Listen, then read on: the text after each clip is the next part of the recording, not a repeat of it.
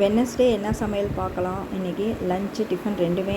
ஆனால் டக்கு டக்குன்னு சொல்லுவேன், எல்லாருமே பாருங்கள், ஸ்கிப் பண்ணாமல் பாருங்கள். அப்போ தான், ஏன்னா 3 மினிட்ஸில் என்னால் எவ்வளோ முடியுமோ அதை போட்டிருக்கேன் பாருங்கள். இன்றைக்கி வந்து பீக்கங்காய், இதில் எல்லாமே வித்தியாசமாக செஞ்சுருப்பேன். அதுக்காக தான் அந்த தலைப்பு போட்டிருப்பேன். கருப்பு உளுந்து ப்ளஸ் கடலைப்பருப்பு, வரமிளகா வறுத்து, அதே மாதிரி பீக்கங்காய் தோலில் சின்ன வெங்காயம், புளி, அதே மாதிரி திருவின தேங்காய் எல்லாம் வறுத்து போட்டு பீக்கங்காய் தோலையும் வறுத்துருப்பேன். எல்லாமே நான் ப்ரீஃபாக காட்டியிருப்பேன்.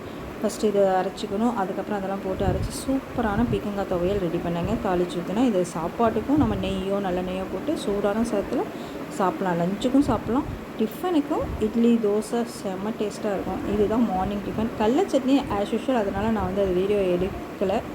இதுதான் என்னுடைய மார்னிங் டிஃபன். லஞ்சுக்கு பார்த்திங்கன்னா அந்த பீக்கங்காயை பொரியல் பண்ணேன். அதுலேயும் டிஃப்ரெண்ட்டாக என்ன பண்ணேன் அப்படின்னா, தக்காளி போட்டிருப்பேன், தேங்காய் திருவி போட்டு அதில் பூண்டும் 2 பல் தட்டி போட்டுருப்பேன். அதுதான் எல்லாமே நான் வித்தியாசமாக செஞ்சுருப்பேன். அது வந்து எப்படின்னா, அதே நம்ம சாப்பாட்டில் பிணைஞ்சும் சாப்பிட்லாம். நான் கட் பண்ணதே பார்த்திங்கன்னா இந்த மாதிரி ரவுண்ட் ரவுண்டாக கட் பண்ணியிருப்பேன். ஏன்னா அது வெந்ததுக்கப்புறம் அப்படியே அந்த ஹோல் விழுந்து அதில் அவ்வளோ டேஸ்ட்டாக இருக்கும். இந்த மாதிரி ஒரு தடவை ட்ரை பண்ணுங்கள். ஒரே ஒரு குட்டி தக்காளி, மிளகாத்தூள், மஞ்சத்தூள், உப்பு ஆஸ் யூஷுவலாக தான். தேங்காய் பூ நல்லா திருவி போட்டு இறக்கினீங்கன்னா இதை சாப்பாட்டில் பிணைஞ்சு சாப்பிட்லாம். அவ்வளோ டேஸ்ட்டாக இருக்கும். பொரியலுக்கும் நல்லாயிருக்கும் சாப்பிட்றதுக்கு.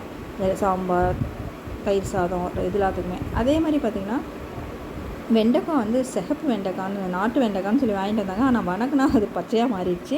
இங்கே பாருங்கள், அதுக்கு என்னென்னா எல்லோரும் ஜீரகம் வெந்தயம் வறுத்து போடுவீங்க. நான் என்ன பண்ணேன், அதில் கொள்ளு, வர கொத்தமல்லி ப்ளஸ் எள்ளு, வெள்ளை எள்ளு, அதையும் நான் ப்ரீஃபாக பாருங்கள் வீடியோவில் காமிச்சிருப்பேன். வறுத்து பொடி பண்ணிவிட்டேன். அந்த பொடியும் பார்த்திங்கன்னா பாதி வந்து தாளிச்சிருப்பேன். வெறும் கடுகு போட்டு தான் தாளிச்சிருப்பேன். எல்லாருமே ஜீரகம் வெந்தயம் போட்டு தாளிப்பாங்க. நான் வந்து அந்த வறுத்ததை போட்டு தாளிச்சிட்டு ப்ளஸ் வெங்காயம் பூண்டு நிறைய போட்டிருப்பேன். வெங்காயம் பூண்டு, சின்ன வெங்காயமே பூண்டு, இதுதாங்க டேஸ்ட்டு. நல்லா அரிஞ்சு போட்டு சின்ன சின்னதாக வணக்கி விட்டு கருவேப்பிலை போட்டு, அதுக்கப்புறம் தக்காளி 2 தக்காளியும் நல்லா போட்டு, அதுக்கப்புறம் திரும்ப அந்த பாதி போட்டது மீதி பாதி போட்டிருப்பேன். அது எல்லாமே உங்களுக்கு வீடியோவில் 1 by 1 தெரியும். நல்லா ஸ்கிப் பண்ணாமல் பாருங்கள்.